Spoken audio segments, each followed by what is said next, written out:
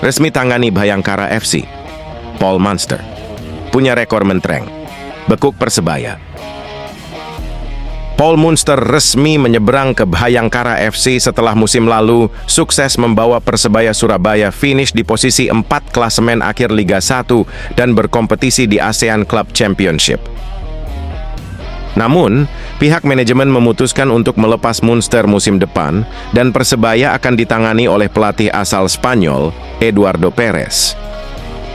"Welcome back coach," tulis Bhayangkara FC dalam akun Instagramnya seperti dikutip dari Antara. Paul Munster sejatinya pernah menangani Bhayangkara FC beberapa musim, tepatnya pada periode 2019-2022, namun ia belum pernah membawa juara. Ia mengantarkan Bhayangkara finish posisi keempat pada musim 2019, merosot ke posisi ke-11 pada musim 2020-2021, dan finish posisi ketiga pada musim terakhirnya 2021-2022. Dengan demikian, Paul Munster dipastikan akan menghadapi bekas timnya, Persebaya Surabaya musim depan. Dan ini juga bukan kali pertama pelatih asal Irlandia Utara itu bentrok dengan Green Force. Mengutip dari SofaScore, Munster sudah 3 kali bersua Persebaya saat menangani Bhayangkara FC. Pada 8 Desember 2019, Munster harus mengakui keunggulan tuan rumah Persebaya 4-0 yang saat itu ditangani Aji Santoso.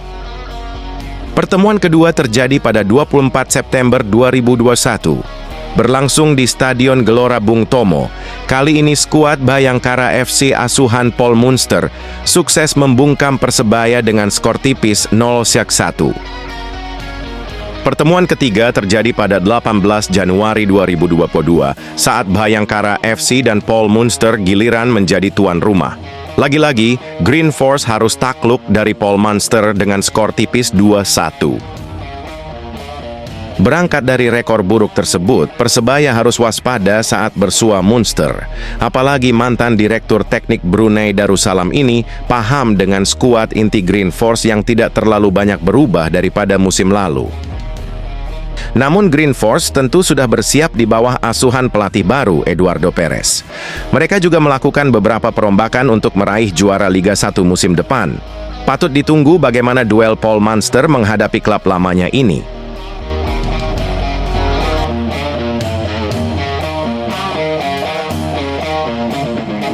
5 kabar besar Persebaya hari ini. Persebaya Surabaya terus mencuri perhatian jelang bergulirnya Liga 1 2025-2026 dan ASEAN Club Championship. 5 kabar besar hari ini menggambarkan kesiapan Bajul Ijo yang kian matang dengan komposisi skuad yang solid, kedatangan bintang lama, hingga rumor panas dari Eropa. Inilah rangkuman lengkap berita Persebaya Surabaya hari ini, mencakup kabar Rahmat Irianto dan Nathan Chow Aon, 2 nama paling hangat dalam pemberitaan.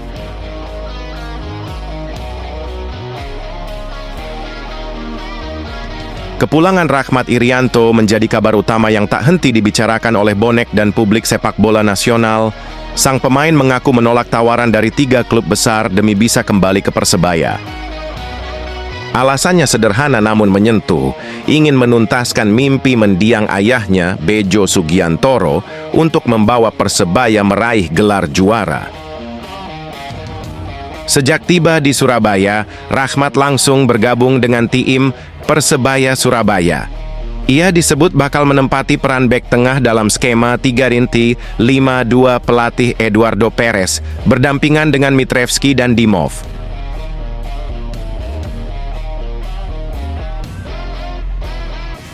Di saat perhatian publik masih tertuju pada Rahmat, satu nama lain mulai menghangatkan rumor bursa transfer.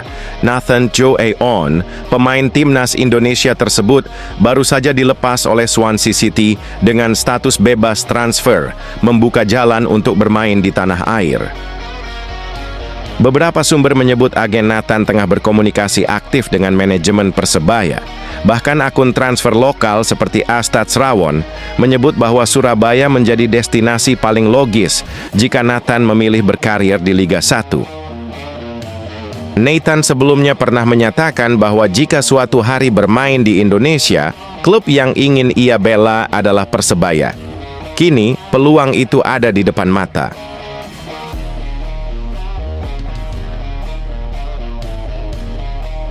Sebagai bagian dari persiapan menghadapi musim baru, Persebaya akan menjalani tur pramusim ke Australia pada 6-11 Juli 2025. Salah satu pertandingan paling dinanti adalah melawan Football West All Star yang akan digelar pada 9 Juli dan disiarkan langsung di Indosiar dan Video. Pertandingan ini akan menjadi ajang pembuktian skuad utama, Rian, Rivera, Milos Rajkovic, hingga duet striker Flavio Silva dan Malik Rizaldi dipastikan ambil bagian. Para pemain EPA seperti Sadi dan Nugraha juga dibawa untuk menambah pengalaman internasional.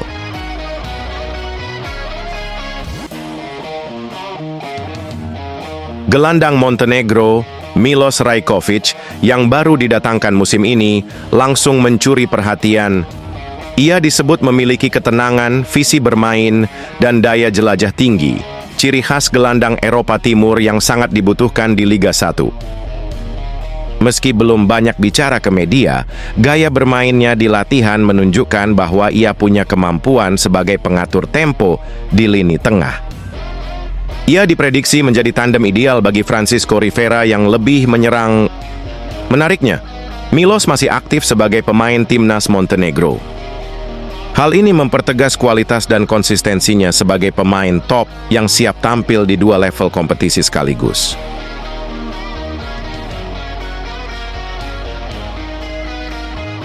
Playmaker asal Meksiko, Francisco Rivera, mengungkapkan rasa percaya dirinya untuk menghadapi musim baru.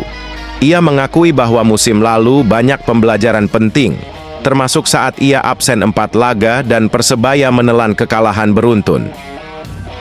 Kali ini kami lebih siap, bukan hanya untuk Liga 1 tapi juga untuk ASEAN, tulisnya di akun media sosialnya.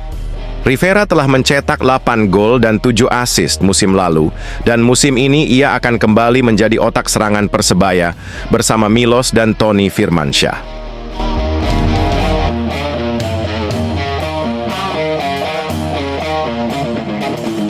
Kejutan, 1 slot pemain asing, Persebaya terungkap. Teka-teki pemain asing terakhir Persebaya Surabaya mulai terungkap. Berposisi gelandang, nama Milos Rajkovic dikabarkan menjadi yang teranyar merapat ke Green Force. Milos Rajkovic merupakan pemain asal Montenegro berusia 31 tahun. Dilansir dari Transfermarkt, nilai pasarannya mencapai 3,48 miliar.